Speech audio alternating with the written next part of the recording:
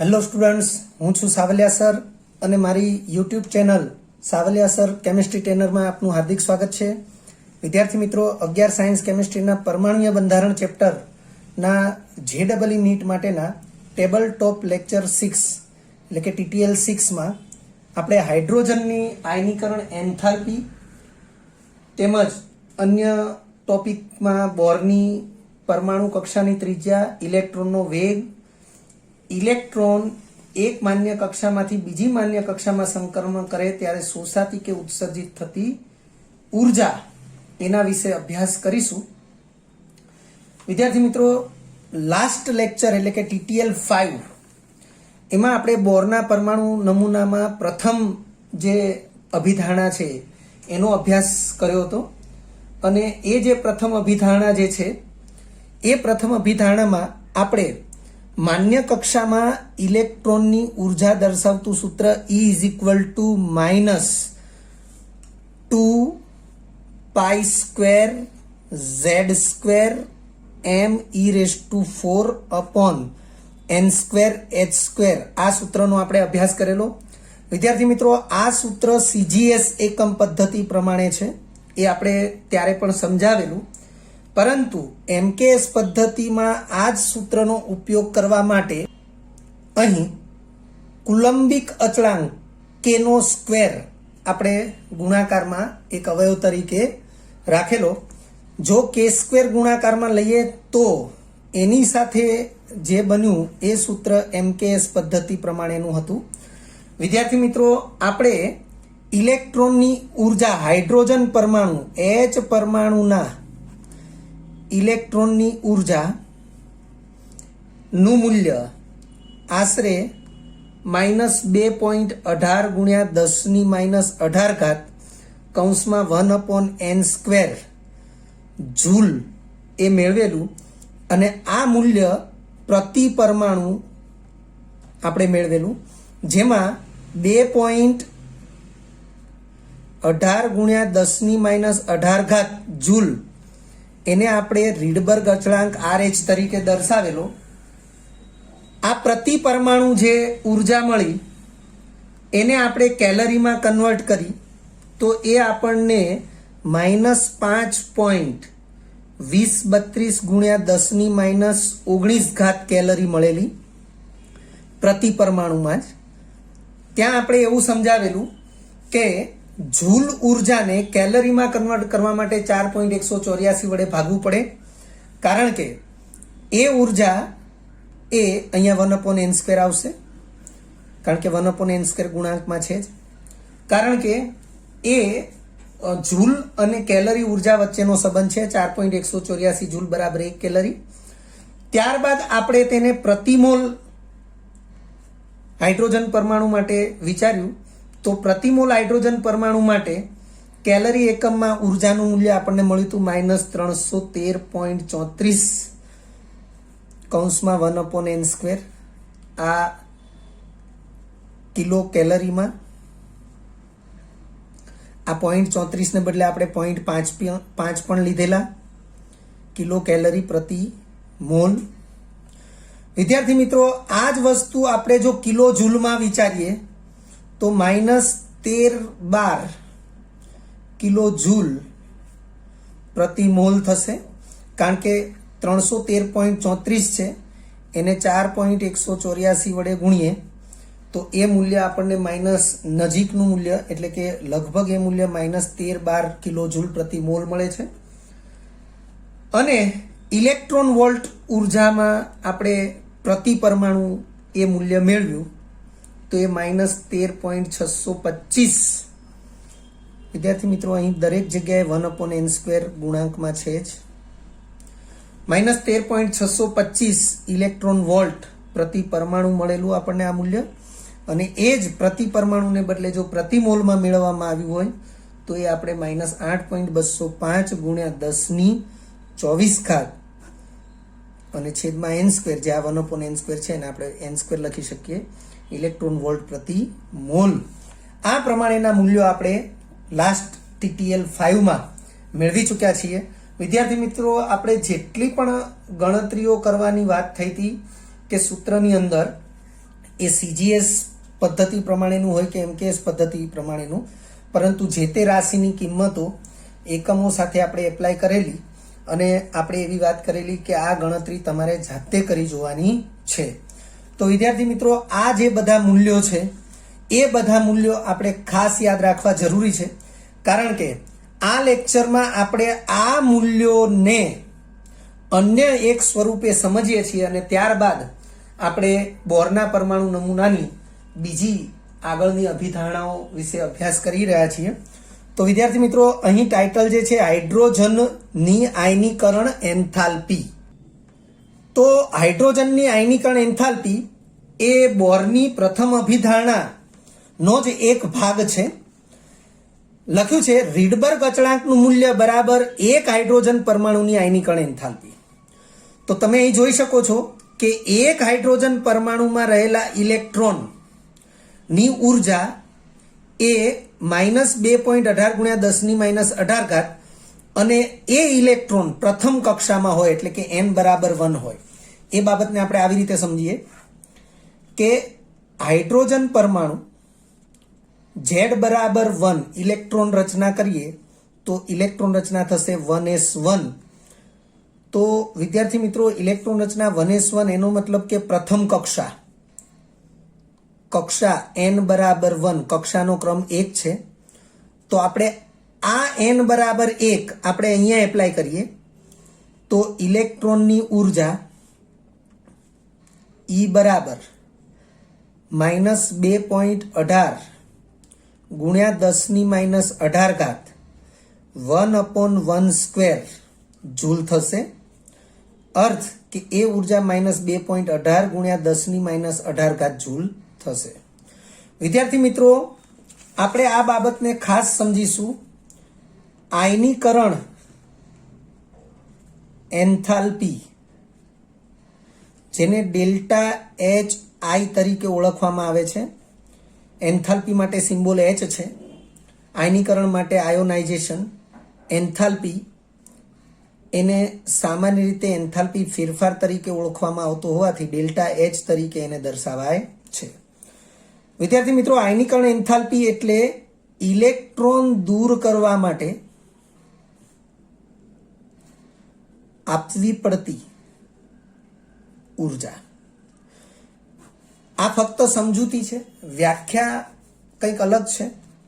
જે તે સમયે આપણે એનો અભ્યાસ કરીશું, પરંતુ ઇલેક્ટ્રોન દૂર કરવા માટે આપવી પડતી ઉર્જા એ આયનીકરણ એન્થાલ્પી છે. હવે વિદ્યાર્થી મિત્રો, આપણે એ જાણી લઈએ કે આ હાઇડ્રોજન પરમાણુના કેન્દ્રની આજુબાજુ આ પહેલી કક્ષામાં જ જે ઇલેક્ટ્રોન છે અને ફક્ત એક જ ઇલેક્ટ્રોન છે, કે હાઇડ્રોજન પરમાણુ માટે n બરાબર 1 એટલે કે પહેલી કક્ષામાં ફક્ત એક જ ઇલેક્ટ્રોન હોય છે. હાઇડ્રોજનનો પરમાણુ ક્રમાંક 1 છે. એનો અર્થ કે હાઇડ્રોજન પાસે ફક્ત એક જ ઇલેક્ટ્રોન છે અને તે એક ઇલેક્ટ્રોન એની n બરાબર 1 એટલે કે પ્રથમ કક્ષામાં જ છે. આ સ્થિતિમાં આ ઇલેક્ટ્રોનની ઉર્જા ઈનું મૂલ્ય આપણે અહીંયા ગણતરી કરીએ એ પ્રમાણે ઈનું મૂલ્ય એ -2.18 ગુણ્યા 10⁻18 જૂલ છે. વિદ્યાર્થી મિત્રો, જે તે કક્ષામાં રહેલા ઇલેક્ટ્રોનની ઉર્જા જેટલી ન્યૂનતમ એટલે કે ઓછામાં ઓછી ઉર્જા તે ઇલેક્ટ્રોનને બહારથી આપવામાં આવે તો તે ઇલેક્ટ્રોન એ કક્ષામાંથી દૂર થાય છે. એટલે ઇલેક્ટ્રોન દૂર કરવા માટે આપવી પડતી ઉર્જા એ જે તે કક્ષામાં રહેલા ઇલેક્ટ્રોનની ઉર્જા જેટલી ન્યૂનતમ હોય છે. એટલે ઓછામાં ઓછી એટલી ઉર્જાને આપણે ઇલેક્ટ્રોન દૂર કરવા માટે આપવી પડે છે. એટલે અહીં આ મૂલ્ય જે છે, જેને આપણે રીડબર્ગ અચળાંક તરીકે ઓળખીએ છીએ, એટલે અહીં સ્પષ્ટતા કરી છે. રીડબર્ગ અચળાંકનું મૂલ્ય એ જ એક હાઇડ્રોજન પરમાણુની આયનીકરણ એન્થાલ્પી. તો અહીં આપણે આગળ સ્પષ્ટતા કરી છે કે એક હાઇડ્રોજન પરમાણુની આયનીકરણ એન્થાલ્પી એ 2.18 ગુણ્યા 10⁻18 જૂલ. જૂલને આપણે કેલરીમાં કન્વર્ટ કરી શકીએ, કારણ કે 4.184 જૂલ બરાબર 1 કેલરી. ડેલ્ટા એચ આઈ બરાબર RH એટલે કે રીડબર્ગ અચળાંક ગુણ્યા NA એટલે કે એવોગેડ્રો આંક, તો આપણને જે મૂલ્ય મળશે એ જૂલ પ્રતિ મોલમાં મળશે. તો 2.18 ગુણ્યા 10⁻18. વિદ્યાર્થી મિત્રો, અહીં તમે જોઈ શકો છો આયનીકરણ એન્થાલ્પીનું મૂલ્ય ધન છે અને કક્ષામાં ઇલેક્ટ્રોનની ઉર્જાનું મૂલ્ય ઋણ છે. તો ઇલેક્ટ્રોનને દૂર કરવા માટે બહારથી ઉર્જા આપવી પડશે, એટલે પ્રણાલી ઉર્જા મેળવશે અને માટે આપવી પડતી ઉર્જાનું મૂલ્ય ધન હોય, એટલે આયનીકરણ એન્થાલ્પીનું મૂલ્ય અહીં ધન દર્શાવેલું છે. તો જૂલ છે, આને કેલરીમાં કન્વર્ટ કરીએ તો સેમ આપણે જેમ આને કેલરીમાં કન્વર્ટ કર્યું ત્યારે આ મૂલ્ય આવ્યું કે -5.2032 ગુણ્યા 10⁻19 કેલરી પ્રતિ પરમાણુ. તો એ જ મૂલ્ય એ એક હાઇડ્રોજન પરમાણુની આયનીકરણ એન્થાલ્પી થશે કેલરીમાં. તો કેલરીમાં હાઇડ્રોજન પરમાણુની આયનીકરણ એન્થાલ્પી 5.2032 ગુણ્યા 10⁻19 જૂલ કેલરી થશે. માઇનસ મૂલ્ય નહીં આવે, કારણ કે આયનીકરણ એન્થાલ્પીનું મૂલ્ય ધન આવશે. તો તમે જોઈ શકો છો રીડબર્ગ અચળાંકનું મૂલ્ય જૂલમાં 2.18 ગુણ્યા 10⁻18, એવોગેડ્રો આંક 6.022 ગુણ્યા 10⁻23, 2.18 ગુણ્યા 6.022 કરીએ એ મૂલ્ય 13.1279 છે. 10⁻18 અને 10⁻23 એ મૂલ્ય 10⁵ થશે. પોઈન્ટ તમે જોઈ શકો છો આ મૂલ્ય જે છે 13.1279 ગુણ્યા 10⁵ જૂલ. હું આને 10⁻³ વડે ગુણી દઉં તો એ મૂલ્ય થશે 13.1279 ગુણ્યા 10⁵, પણ એ મૂલ્ય આવી જશે કિલો જૂલમાં. હવે આ 10⁵ છે, પોઈન્ટને જમણી બાજુ બે આંકડા લઈ લઉં તો 1312.79 કિલો જૂલ થશે. બધા સ્થાન ઉપર પ્રતિમોલ હાજર જ છે. તો આ મૂલ્ય એ નિયરલી 13-12 કિલો જૂલ પણ લઈ શકાય, અથવા એને 13 કિલો જૂલ પણ લઈ શકાય, કારણ કે આ 79 છે એ 0.8 થઈ જાય. 0.8 ને તમે અવગણો તો 13-12 પણ લખી શકાય, અને એને કેન્સલ કરીને 12 છે એની બદલે 13 પણ લખી શકાય. તો બંને નજીકના મૂલ્ય છે, એટલે સાર્વત્રિક રીતે હાઇડ્રોજનની આયનીકરણ એન્થાલ્પીનું મૂલ્ય 13-12 કિલો જૂલ પ્રતિ મોલ થાય છે, જેને કેલરી એકમમાં આપણે વિચારીએ તો જૂલ 4.184 જૂલ બરાબર 1 કેલરી છે, એટલે આને 4.184 વડે ભાગીએ એટલે મૂલ્ય આવશે 313.5 કિલો જૂલ પ્રતિ મોલ. ત્યારબાદ નીલ્સ બોરના પરમાણુ નમૂનાની બીજી અભિધારણા છે. એમાં બોરની પરમાણુ કક્ષાની ત્રિજ્યા, તો નીલ બોરે એક ઇલેક્ટ્રોન ધરાવતી પ્રણાલી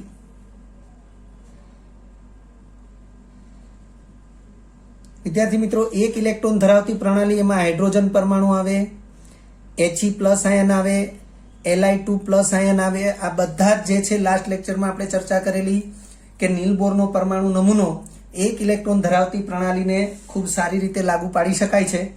તો એ એક ઇલેક્ટ્રોન ધરાવતી જે પ્રણાલી છે એ પ્રણાલીની અંદર આ તમામ સ્પીસીઝનો સમાવેશ થઈ શકે. તો અહીં બોરની પરમાણુ કક્ષાની જે ત્રિજ્યા Rn દર્શાવેલું છે એ સૂત્ર એ એક ઇલેક્ટ્રોન ધરાવતી કોઈ પણ પ્રણાલીને લાગુ પાડી શકાય છે. લખ્યું છે આ સૂત્ર આપણે સ્વીકારી લેવાનું છે, જેમાં ઇલેક્ટ્રોન ભ્રમણ કરતો હોય તેવી n કક્ષાની ત્રિજ્યા Rn બરાબર ((4π²m e²) k (n²/z). બધા પેરામીટર્સ અહીં આપણને આપેલા છે. m એટલે ઇલેક્ટ્રોનનું દળ 9.109 ગુણ્યા 10⁻31 કિલોગ્રામ. e એટલે ઇલેક્ટ્રોનનો વીજભાર છે 1.6022 ગુણ્યા 10⁻19 કુલમ. k કુલંબિક અચળાંક છે.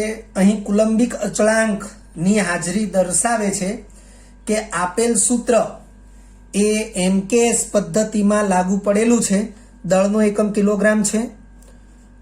વીજભાર ઇલેક્ટ્રોનનો વીજભાર કુલંબિક એકમમાં છે. જો CGS હોત તો ઇલેક્ટ્રોસ્ટેટિક યુનિટ ESU એકમમાં હોત.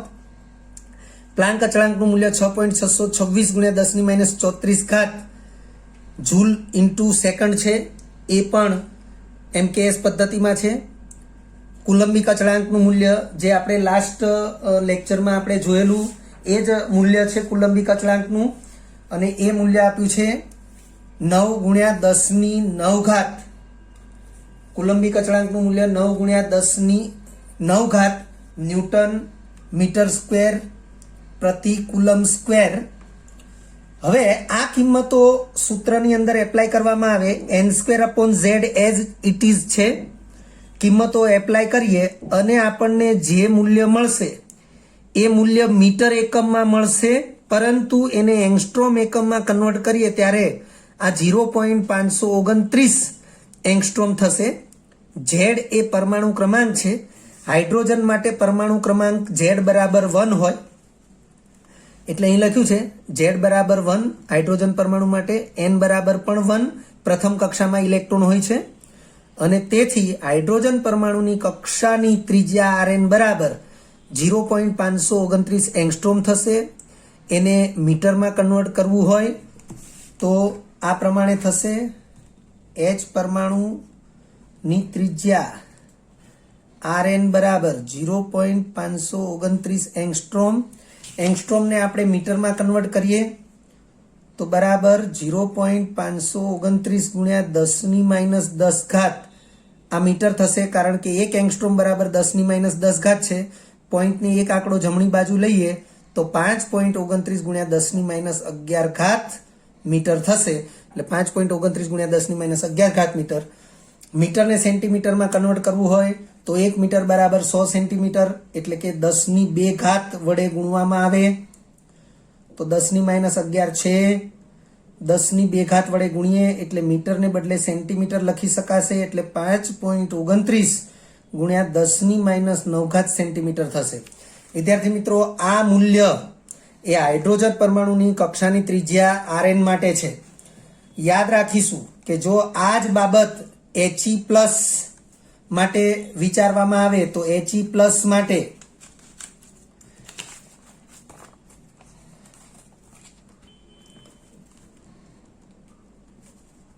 Z બરાબર 2 થશે, કારણ કે હિલિયમનો પરમાણુ ક્રમાંક 2 છે અને હિલિયમનો ઇલેક્ટ્રોન એ પ્રથમ કક્ષામાં જ હોય છે.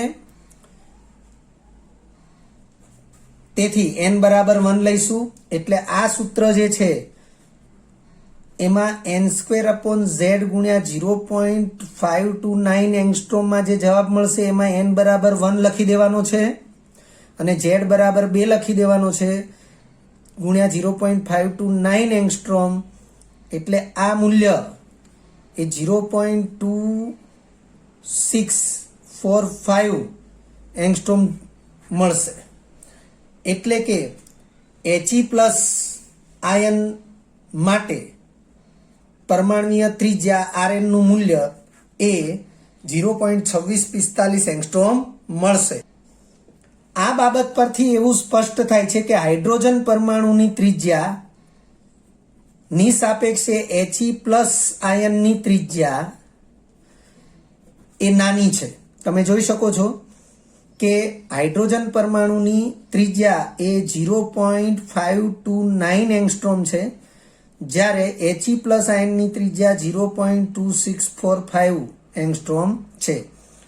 તો આ પ્રમાણે આપણે Li2+ આયન માટેની ત્રિજ્યા શોધીએ તો એ આનાથી પણ નાની મળશે. ત્રીજા નંબરની અભિધારણા જે બોરના પરમાણુ નમૂનાની અભિધારણાઓ જે છે એ પૈકી ત્રીજા નંબરની અભિધારણા ઇલેક્ટ્રોનનો વેગ. તો ઇલેક્ટ્રોનના વેગનું સૂત્ર પણ આપણે સ્વીકારી લેવાનું છે Vn, એટલે કે n કક્ષામાં ઇલેક્ટ્રોનનો વેગ. V ફોર વેલોસિટી, વેગ માટે એને આપણે દર્શાવીશું. તો Vn બરાબર 2πe² k/z/nh. વિદ્યાર્થી મિત્રો, આપણે Z અને N નું મૂલ્ય એપ્લાય કરતા નથી, બાકી બધા મૂલ્યો એ ઉપર મુજબ એપ્લાય કરીએ તો આપણને મૂલ્ય મળશે 2.188 ગુણ્યા 10⁸, જે સેન્ટીમીટર પ્રતિ સેકન્ડ સ્ક્વેર. હવે વિદ્યાર્થી મિત્રો, અહીં સેન્ટીમીટર એકમમાં વાસ્તવમાં મીટર એકમમાં મળે 10⁶, પરંતુ પછી આપણે એને 10⁵ વડે ગુણીએ એટલે સેન્ટીમીટર એકમમાં મળી જશે.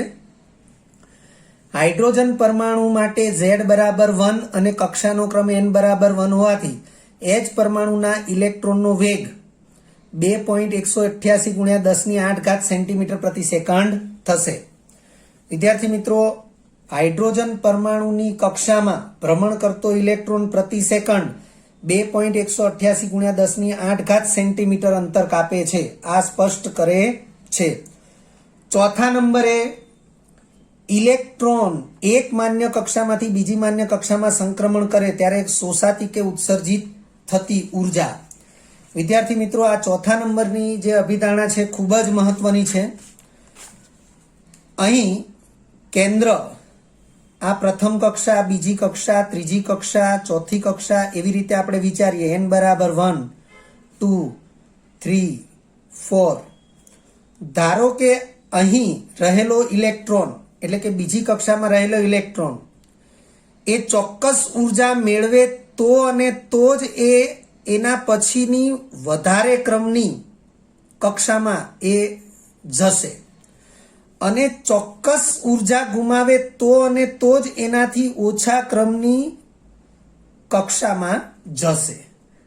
આમ મૂળ કક્ષામાંથી અન્ય કક્ષામાં જવાની ક્રિયા એને સંક્રમણ, ઇલેક્ટ્રોન સંક્રમણ કહે છે. અહીં શોષાતી કે ઉત્સર્જિત થતી ઉર્જા ડેલ્ટા ઈ તરીકે દર્શાવેલી છે.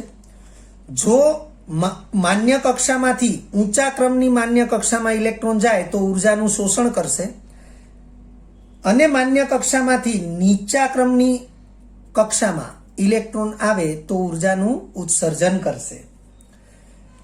એ બાબતને આપણે આ રીતે વિચારીશું. જેમ કેન્દ્રથી દૂર જશે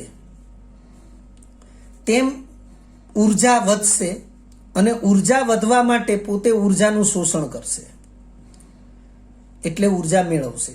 જેમ કેન્દ્રથી નજીક જશે એમ ઉર્જા ઘટશે, ઉર્જા ઘટવા માટે ઉર્જાનું ઉત્સર્જન કરશે એટલે કે ઉર્જા ગુમાવશે. અર્થ કે શોષાતી કે ઉત્સર્જિત થતી ઉર્જા ડેલ્ટા ઈ બરાબર ENF માઇનસ ENI. તો delta ENF minus delta ENI, તો એને આપણે આ રીતે સમજીશું. ENF બરાબર સંક્રમણ ને અંતે કક્ષાનો ક્રમ,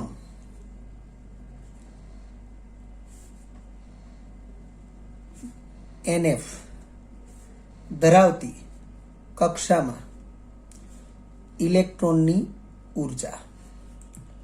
ENI સંક્રમણ પહેલા અથવા મૂળ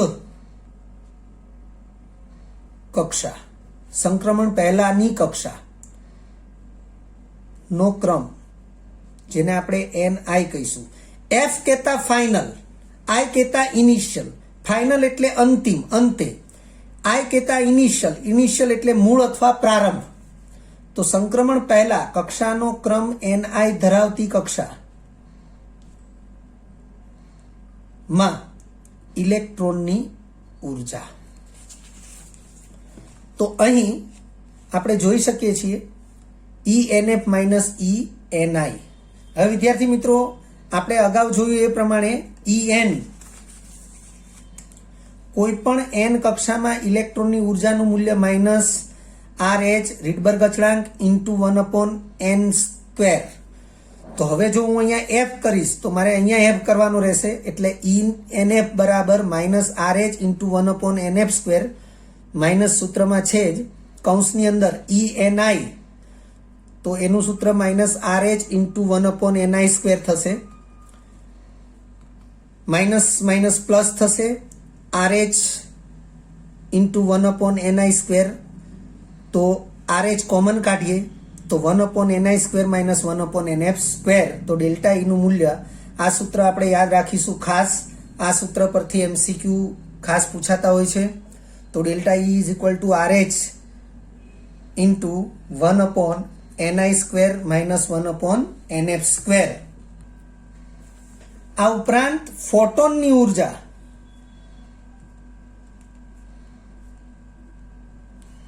ડેલ્ટા ઈ બરાબર h ન્યુ છે. જો ફોટોનની ઉર્જા ડેલ્ટા ઈ બરાબર h ન્યુ હોય તો આપણે ફોટો ઇલેક્ટ્રોનની ઉર્જા પણ ડેલ્ટા ઈ બરાબર h ન્યુ લઈ શકીએ. હવે વિદ્યાર્થી મિત્રો, અહીં ડેલ્ટા ઈ બરાબર h ન્યુ છે અને ડેલ્ટા ઈ બરાબર RH કૌંસમાં 1/ni² માઇનસ 1/nf² છે. તો બંને ઉર્જાના મૂલ્યો સમાન થશે, કારણ કે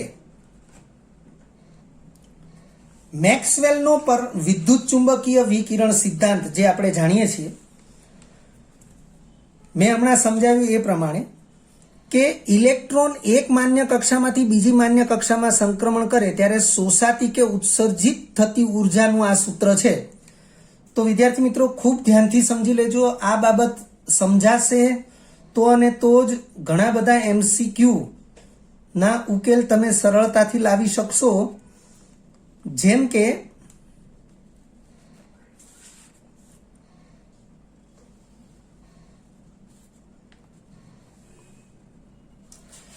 આ n બરાબર 1 છે, આ n બરાબર 2 છે, આ n બરાબર 3. પ્રથમ કક્ષા, બીજી કક્ષા, ત્રીજી કક્ષા.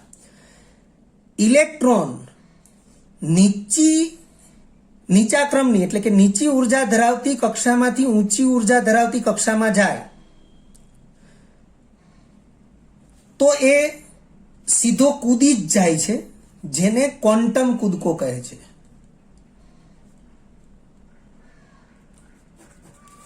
ધ્યાન રાખજો વિદ્યાર્થી મિત્રો કે નીચી ઉર્જા ધરાવતી કક્ષામાં એટલે સાપેક્ષમાં ઓછા ક્રમની કક્ષામાં રહેલો ઇલેક્ટ્રોન ચોક્કસ ઉર્જા મેળવીને સીધો જ કૂદી જાય છે એની ચોક્કસ ઉર્જા પ્રમાણેની ઊંચા ક્રમની કક્ષામાં. અને એ જે સીધું જ કૂદી જવાની ક્રિયા છે એને ક્વોન્ટમ કૂદકો કહે છે. એટલે ઇલેક્ટ્રોન નીચી ઉર્જા ધરાવતી કક્ષામાંથી ઊંચી ઉર્જા ધરાવતી કક્ષામાં જમ્પ લગાવીને ડાયરેક્ટ જાય છે, જેને ક્વોન્ટમ કૂદકો કહે છે. પરંતુ એ જે ઊંચી ઉર્જા ધરાવતી કક્ષામાં એ જાય છે એ એની ઉત્તેજિત અવસ્થા છે. અને ઉત્તેજિત અવસ્થામાં ઇલેક્ટ્રોન ક્યારેય લાંબો સમય રહેતો નથી. એ પોતાની મૂળ કક્ષામાં પરત ફરે છે, જેને ધરાવસ્થા કહે છે. ટૂંકમાં ધરાવસ્થામાં એની સ્થિરતા સૌથી વધુ હોય છે. વિદ્યાર્થી મિત્રો, ઊંચી ઉર્જા ધરાવતી કક્ષામાં ઇલેક્ટ્રોન ગયો એ ક્વોન્ટમ કૂદકા દ્વારા ગયો, પરંતુ એ ઊંચી ઉર્જા ધરાવતી કક્ષામાંથી એટલે કે ઉત્તેજિત અવસ્થામાંથી પોતાની મૂળ કક્ષામાં પરત ફરે એટલે કે ધરાવસ્થામાં પરત ફરે ત્યારે તે મેક્સવેલના વિદ્યુત ચુંબકીય વિકિરણ સિદ્ધાંત મુજબ કેન્દ્રગામી પ્રવેગી ગતિ કરતો કરતો ફરે છે. એટલે મેક્સવેલનો વિદ્યુત ચુંબકીય વિકિરણ સિદ્ધાંત યાદ કરીએ તો જ્યારે એક વીજભારિત કણ તેનાથી વિરુદ્ધ વીજભારિત કણને કેન્દ્રમાં રાખીને તેની આસપાસ વર્તુળાકાર માર્ગે કેન્દ્રગામી રીતે પ્રવેગિત ગતિ કરે ત્યારે વિદ્યુત ક્ષેત્ર અને ચુંબકીય ક્ષેત્ર એવા બે ક્ષેત્રો ઉત્પન્ન થાય છે અને તે તરંગ સ્વરૂપે વિસ્તરે છે. અર્થ કે જ્યારે જશે ત્યારે ક્વોન્ટમ કૂદકો લગાવીને ઇલેક્ટ્રોન નીચી ઉર્જા ધરાવતી કક્ષામાંથી ઊંચી ઉર્જા ધરાવતી કક્ષામાં જશે, પરંતુ ઊંચી ઉર્જા ધરાવતી કક્ષામાંથી એટલે કે ઉત્તેજિત અવસ્થામાંથી ધરાવસ્થામાં પરત ફરે ત્યારે તે મેક્સવેલ ના વીજ ચુંબકીય વિકિરણ સિદ્ધાંત મુજબ પરત ફરશે. અર્થ કે જ્યારે આ ઇલેક્ટ્રોન ઊંચી ઉર્જા કક્ષામાંથી એટલે કે ઉત્તેજિત અવસ્થામાંથી ધરાવસ્થામાં પરત ફરશે ત્યારે એ વીજ ચુંબકીય વિકિરણનું ઉત્સર્જન કરશે. અને વીજ ચુંબકીય વિકિરણ એટલે જ પ્રકાશ. અને એટલે જ ફોટોન. તો આ જ્યારે જાય છે એટલે કે ક્વોન્ટમ કૂદકો લગાવીને નીચી ઉર્જા ધરાવતી કક્ષામાંથી ઊંચી ઉર્જા ધરાવતી કક્ષામાં જાય છે અને ત્યારે એ જેટલી ઉર્જાનું શોષણ કરે છે એ પરત ફરે ત્યારે એ પ્રકાશ સ્વરૂપે એટલી જ ઉર્જાનું ઉત્સર્જન પણ કરે છે. એટલે સંક્રમણ એ નીચી ઉર્જા ધરાવતી કક્ષામાંથી ઊંચી ઉર્જા ધરાવતી કક્ષામાં થાય કે ઊંચી ઉર્જા ધરાવતી કક્ષામાંથી નીચી ઉર્જા ધરાવતી કક્ષામાં થાય, પરંતુ બંને વખતે ઉર્જાનું મૂલ્ય એ સમાન હોય છે. જ્યારે ક્વોન્ટમ કૂદકો એ ઘટના બને છે ત્યારે એ ઉર્જાને માપવી મુશ્કેલ છે અથવા માપી શકાતી નથી, પરંતુ જ્યારે વિદ્યુત ચુંબકીય વિકિરણ તરીકે એ ઉર્જા ઉત્સર્જિત થાય છે ત્યારે એ ઉત્સર્જિત ઉર્જાને માપી શકાય છે. અને તેથી આપણે સંક્રમણ, ઇલેક્ટ્રોનના સંક્રમણ માટેની ઉર્જાને આ સ્વરૂપે દર્શાવીએ, પરંતુ ફોટોનની ઉર્જા ડેલ્ટા ઈ બરાબર એચનું સ્વરૂપે દર્શાવીએ છીએ. અને આ બંને ઉર્જા સમાન છે અને તેથી એચ ન્યુ બરાબર RH કૌંસમાં 1/ni² - 1/nf² થશે. આ સ્થિતિમાં આપણે એચ ને RH ના છેદમાં લઈએ તો new is equal to RH/h કૌંસમાં 1/ni² - 1/nf² થશે. RH નું મૂલ્ય 2.18 × 10⁻18 લાગુ પાડીએ. h પ્લાન્ક અચળાંકનું મૂલ્ય, આ RH નું મૂલ્ય 2.18 × 10⁻18 જૂલ છે અને પ્લાન્ક અચળાંકનું મૂલ્ય એ આપણે MKS પદ્ધતિ પ્રમાણે જ 6.626 × 10⁻34 જૂલ પ્રતિ સેકન્ડ લાગુ પાડીએ તો આ ગુણોત્તર જે છે એનો એકમ જૂલ જૂલ કેન્સલ થશે, છેદમાં સેકન્ડ આવશે એટલે પ્રતિ સેકન્ડ અથવા એને હર્ટ્ઝ પણ કહી શકાય. આ ગુણોત્તરનું મૂલ્ય આપણને 3.19 × 10⁻15 મળશે, જે તમે જોઈ શકો છો. આ ગુણોત્તરનું મૂલ્ય 2.18 ભાગ્યા 6.626 10⁻18 છેદમાં 10⁻34, તો એ મૂલ્ય 3.29 × 10⁻15 કૌંસમાં 1/ni² - 1/nf² as it is પ્રતિ સેકન્ડ અથવા હર્ટ્ઝ એનું મૂલ્ય છે, જે ઉત્સર્જિત થતા ફોટોનની આવૃત્તિ ન્યુ શોધવાનું સૂત્ર છે. આવૃત્તિનો એકમ પ્રતિ સેકન્ડ છે. આ સૂત્ર ખૂબ જ અગત્યનું સૂત્ર છે, યાદ રાખવું જરૂરી છે. NCERT લેવલે પણ એના પ્રશ્નો કે દાખલાઓ પૂછાય છે અને MCQ પણ આપણે એનો MCQમાં પણ ઉપયોગ કરવાનો હોય છે. અહીં લખ્યું છે આ પરિણામને રીડ્સનું સમીકરણ કહે છે. જે રીડબર્ગ નામના વૈજ્ઞાનિકે હાઇડ્રોજન વર્ણપટની શ્રેણીઓને પ્રાયોગિક રીતે પુરવાર કરેલી છે. રીડબર્ગ, આપણે રીડબર્ગ અચળાંકથી પરિચિત છીએ. એ જ રીડબર્ગ નામના વૈજ્ઞાનિકે હાઇડ્રોજન વર્ણપટની શ્રેણીઓને પ્રાયોગિક રીતે પુરવાર કરી છે. ત્યારબાદ છે કક્ષા આવૃત્તિ. કક્ષા આવૃત્તિ બરાબર ઇલેક્ટ્રોનનો વેગ છેદમાં કક્ષાનો પરિઘ. વિદ્યાર્થી મિત્રો, કક્ષા આવૃત્તિનો અર્થ શું થશે? તો અર્થ મેં અહીં લખ્યો છે, પ્રતિ સેકન્ડ કક્ષામાં ઇલેક્ટ્રોનની પરિભ્રમણ સંખ્યા. ધારો કે આ હાઇડ્રોજન પરમાણુનું કેન્દ્ર છે અને આ પ્રથમ કક્ષા છે, તો ઇલેક્ટ્રોન 1 સેકન્ડમાં આ કક્ષામાં કેટલા પરિભ્રમણ કરે છે એ જે સંખ્યા છે, પરિભ્રમણની સંખ્યા, એને કક્ષા આવૃત્તિ કહે છે. એટલે કક્ષાનો પરિઘ છેદમાં છે, ઇલેક્ટ્રોનનો વેગ અંશમાં છે. પ્રતિ સેકન્ડ જે તે માન્ય કક્ષામાં ઇલેક્ટ્રોનની પરિભ્રમણ સંખ્યાને તે માન્ય કક્ષાની કક્ષા આવૃત્તિ કહે છે. ફરીથી હું શબ્દો બોલું છું. પ્રતિ સેકન્ડ જે તે માન્ય કક્ષામાં ઇલેક્ટ્રોનની પરિભ્રમણ સંખ્યા ને તે માન્ય કક્ષામાં કક્ષા આવૃત્તિનું મૂલ્ય કહે છે. વિદ્યાર્થી મિત્રો, જો તમને આ વિડીયો લેક્ચર ગમ્યો હોય તો લાઈક આપજો, શેર કરજો અને સબસ્ક્રાઈબ પણ કરજો. અગાઉના લેક્ચરનું રિવિઝન અને પાઠ્યપુસ્તકનું વાંચન કરતા રહેજો. આ લેક્ચર અંગે કોઈ પણ ડિફિકલ્ટી હોય તો મને વોટ્સઅપ કરી શકાય. આભાર. ફરી મળીશું નવા વિડીયો લેક્ચરમાં.